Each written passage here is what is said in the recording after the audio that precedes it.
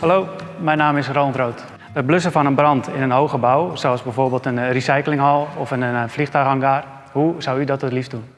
Wilt u vanuit een centraal punt een grote oppervlakte met blusmiddel kunnen bestrijken? Wilt u het onderhoud op elk moment vanaf een veilige plaats altijd kunnen uitvoeren? Heeft u een bestaand gebouw waar het installeren van een brandblussysteem moeilijk is? Wij hebben een oplossing bedacht voor al deze vragen, namelijk onze dakmonitor.